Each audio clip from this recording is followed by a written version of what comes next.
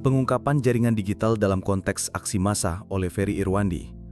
Narasi ini menyajikan analisis mendalam mengenai klaim yang dilontarkan oleh konten kreator Ferry Irwandi terkait pembongkaran jaringan akun buzzer di tengah eskalasi demonstrasi baru-baru ini. Peristiwa ini menjadi sebuah studi kasus krusial dalam memahami dinamika aktivisme digital, perang narasi, dan peran figur publik non-tradisional di ranah politik Indonesia.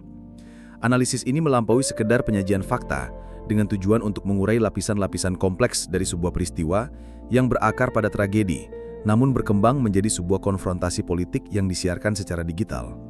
Narasi ini memiliki beberapa tujuan utama, untuk mengidentifikasi dan memprofilkan Ferry Irwandi, seorang mantan pegawai negeri sipil, dan kini menjadi kreator konten dengan 1,88 juta pelanggan di YouTube, yang reputasinya dibangun di atas pendekatan logis dan kritis.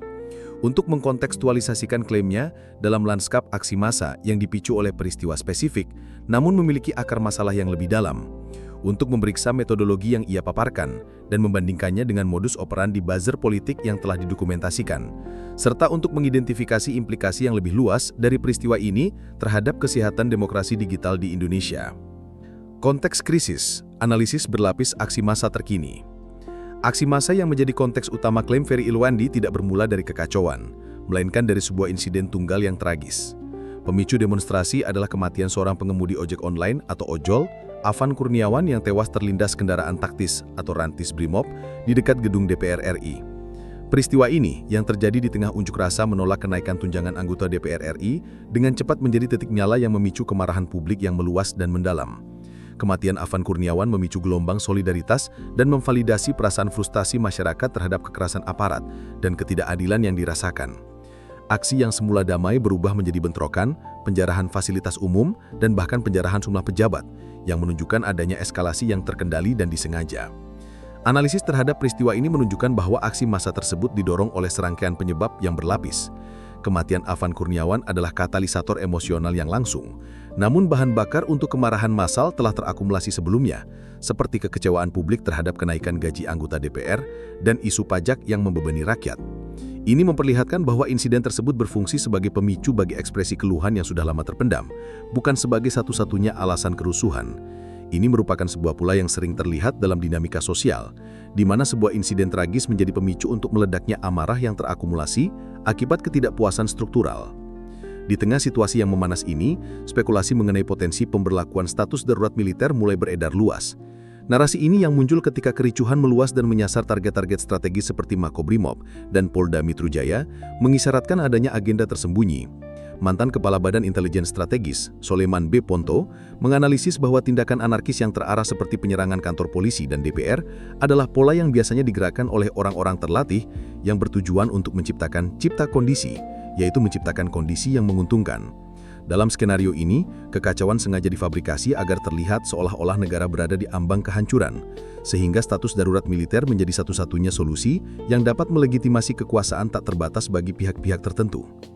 Klaim Ferry Irwandi bahwa skenario ini berhasil digagalkan menjadi titik sentral dalam narasi tandingannya. Ia menyebutkan bahwa pencegahan darurat militer terwujud berkat kesadaran publik dalam menolak narasi provokatif yang disebarkan oleh para provokator. Hal ini menempatkan perannya bukan sekedar sebagai pembongkar praktik digital, melainkan sebagai aktor yang secara langsung berkontribusi dalam menetralkan agenda politik yang lebih besar. Rangkaian peristiwa ini dapat dinarasikan sebagai sebuah kronologi yang padat. Pada Kamis 28 Agustus 2025, insiden tragis menimpa seorang pengemudi ojek online yang tewas terlindas kendaraan taktis Brimob saat unjuk rasa. Kematiannya menjadi katalisator bagi kemarahan publik yang meluas dan mendalam. Di akhir bulan Agustus 2025, demonstrasi yang semula damai meluas menjadi kericuhan yang menyasar fasilitas umum dan rumah pejabat, sebuah eskalasi yang dipicu oleh akumulasi kekecewaan terhadap kebijakan pemerintah. Mantan Kepala Badan Intelijen Strategis, Soleman B. Ponto, menganalisis adanya tuduhan bahwa kericuhan ini sengaja diciptakan oleh dalang untuk kepentingan politik tertentu.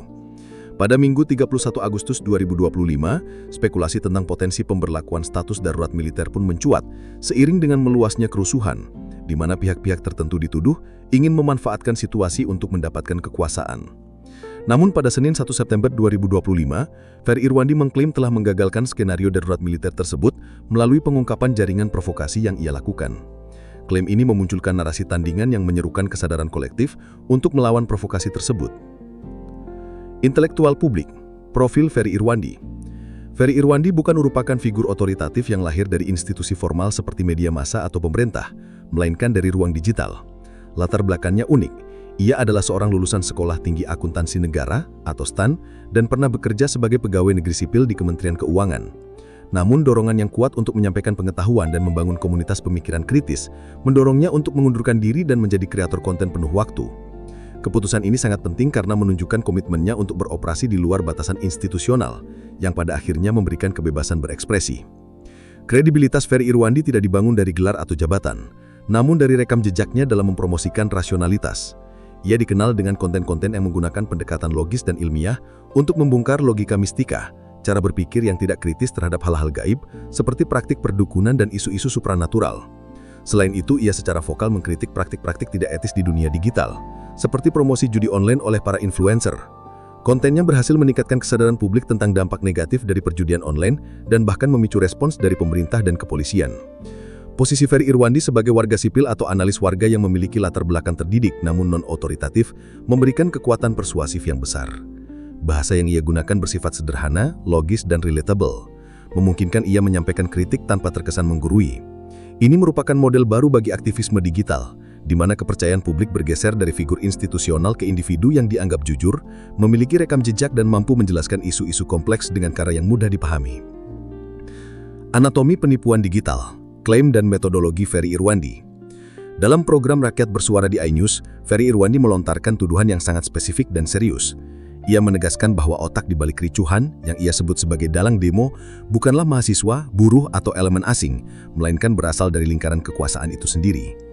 Analisisnya mengidentifikasi motif para dalang ini sebagai keserakahan, sakit hati, dan ambisi untuk memperoleh kekuasaan absolut. Tuduhan ini secara langsung menantang narasi-narasi resmi yang seringkali menyalahkan pihak eksternal atau rakyat itu sendiri. Ferry mengklaim menggunakan metodologi pelacakan digital untuk mengungkap dalang tersebut. Meskipun rincian teknis dari metodologi tersebut tidak sepenuhnya diungkapkan dalam sumber yang tersedia, ia menyebutkan bahwa ia menggunakan pencarian hashtag di media sosial. Ia bahkan secara spesifik menyoroti beberapa akun Twitter atau X seperti Heralop, TKROK 007, Masvel, dan Nuchan yang menurutnya harus diselidiki untuk menemukan benang merahnya. Ferry mempresentasikan klaimnya sebagai hasil dari sebuah proses analisis data yang sistematis. Dengan mempresentasikan klaim yang sebagai hasil dari sebuah proses analisis data yang sistematis, ia secara strategis membangun citra kredibilitas dan objektivitas, membedakan temuannya dari sekedar spekulasi atau teori konspirasi. Pendekatan ini merupakan bagian integral dari komunikasinya untuk memenangkan kepercayaan publik. Ekosistem lebih luas, buzzer politik dan implikasinya. Istilah buzzer awalnya digunakan untuk merujuk pada individu yang mempromosikan produk komersial. Namun sejak tahun 2014, fenomena ini mengalami pergeseran signifikan ke ranah politik. Aktor-aktor politik mulai merekrut buzzer untuk mendukung kampanye mereka di media sosial, dan eksistensi mereka semakin meningkat ketika strategi komunikasi politik pemerintah juga mulai melibatkan mereka. Ini menunjukkan bahwa buzzer telah bermetamorfosis dari alat pemasaran menjadi senjata politik yang kuat dalam lanskap demokrasi digital Indonesia. Modus operandi buzzer politik telah teridentifikasi secara luas. Mereka beroperasi menggunakan akun palsu atau fake accounts dan akun anonim agar identitasnya tidak terlacak. Tugas utama mereka adalah mengamplifikasi narasi yang diinginkan oleh pihak yang membayar mereka melalui mekanisme retweet dan penggunaan hashtag yang masif hingga menjadi topik terpopuler atau trending topic. Aktivitas mereka seringkali menyebarkan hoaks atau kabar bohong dan mengkonstruksi narasi kebencian terhadap lawan, seringkali tanpa verifikasi informasi. Dampak dari praktik ini sangat merusak. Aktivitas buzzer berpotensi mengkelabui halayak, menggiring opini dan merusak demokrasi karena mengacaukan persepsi publik. Penggunaan buzzer oleh pemerintah juga menimbulkan pandangan bahwa pemerintah tidak cukup percaya diri dengan program-program yang digulirkan dan berpotensi mengerus kepercayaan masyarakat. Dalam konteks ini, klaim spesifik Ferry Irwandi dapat dibandingkan dengan observasi umum yang ada. Secara umum, identitas akun buzzer politik menggunakan akun palsu dan anonim agar tidak terlacak. Ferry Irwandi mengklaim akun-akun provokator yang ia temukan memiliki ciri khas, yaitu akun pribadi yang memiliki 0 pengikut dan menggunakan foto yang dihasilkan oleh AI atau foto orang lain. Kedua deskripsi ini konsisten dalam menggambarkan penggunaan identitas palsu. Sementara itu, tujuan buzzer secara umum adalah mengamplifikasi pesan dan narasi politik yang ditargetkan. Ferry Irwandi secara spesifik menuduh, tujuan para provokator adalah untuk memicu kericuhan dan menciptakan kondisi yang dapat membenarkan darurat militer. Dalam hal taktik, secara umum buzzer menyebarkan hoaks, membangun kebencian dan beroperasi tanpa verifikasi. Ferry Irwandi menyebutkan bahwa para provokator secara terkoordinasi menyerang pihak-pihak yang mencoba meredam situasi. Akhirnya, mekanisme yang digunakan buzzer adalah hashtag dan retweet untuk membuat isu menjadi topik terpopuler. Sementara Ferry Irwandi menyebutkan bahwa ia menganalisis hashtag dan jejak digital untuk menemukan benang merahnya. Efek bergelombang, reaksi, intimidasi, dan pertarungan narasi. Pengungkapan Ferry Irwandi memicu reaksi yang signifikan dari publik dan media. Berbagai outlet berita, termasuk media besar, memberitakan pernyataannya, mengakui pendekatan analisis datanya. Komentar-komentar di media sosial menunjukkan dukungan yang kuat, dengan banyak pengguna yang menyatakan frustasi mereka terhadap banyaknya buzzer. Ini memperlihatkan bahwa klaim Ferry Irwandi beresonasi dengan pengalaman nyata publik yang merasa ruang digital mereka telah dikotori oleh propaganda. Dampak langsung dari klaimnya adalah intimidasi yang ia terima dari akun-akun anonim. Menariknya, Ferry Irwandi sudah mengantisipasi serangan ini.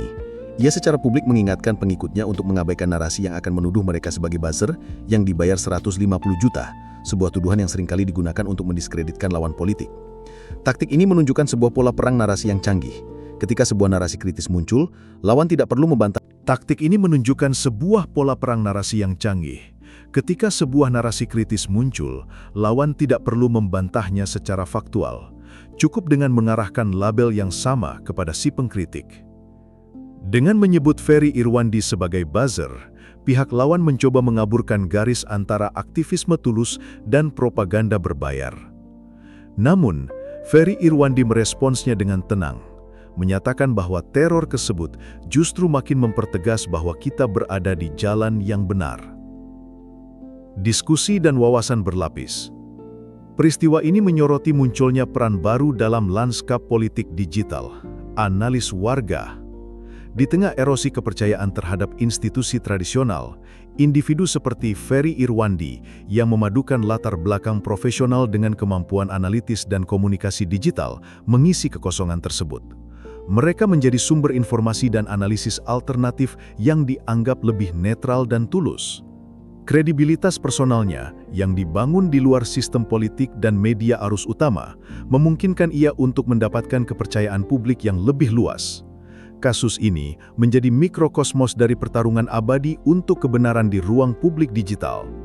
Peristiwa ini menunjukkan bagaimana platform media sosial yang seharusnya menjadi alat untuk kebebasan berekspresi dapat dieksploitasi untuk mendorong agenda politik yang gelap. Kecepatan di mana sebuah insiden tragis dapat dimanipulasi untuk sebuah skenario politik yang rumit, seperti cipta kondisi, menggarisbawahi kerapuhan kebenaran di era informasi yang masif.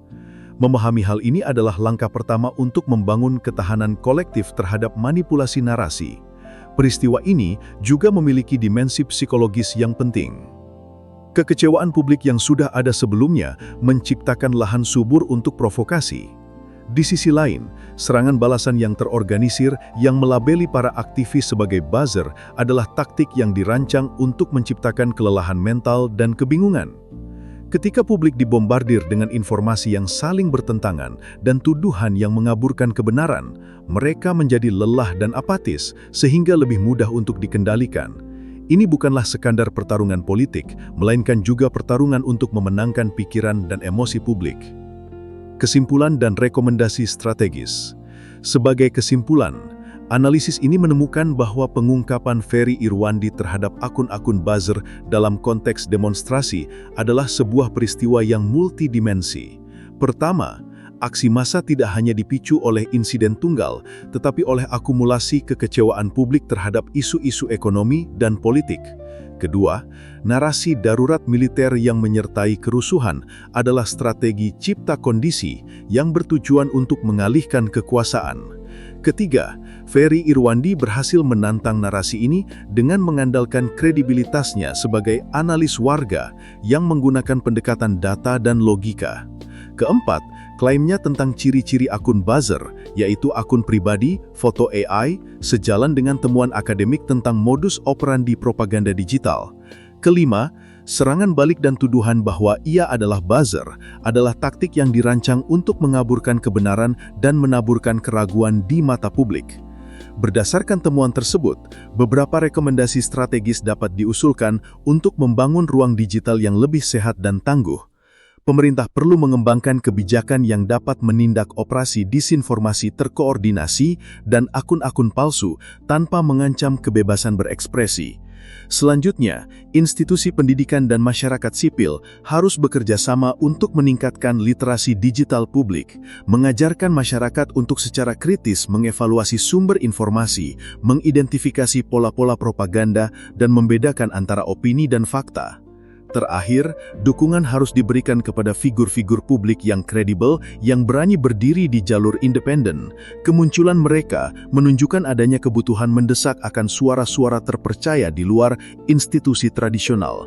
Peristiwa ini menjadi pengingat yang kuat bahwa demokrasi modern tidak hanya diperjuangkan di jalanan, tetapi juga di medan perang digital, di mana kebenaran seringkali menjadi korban pertama.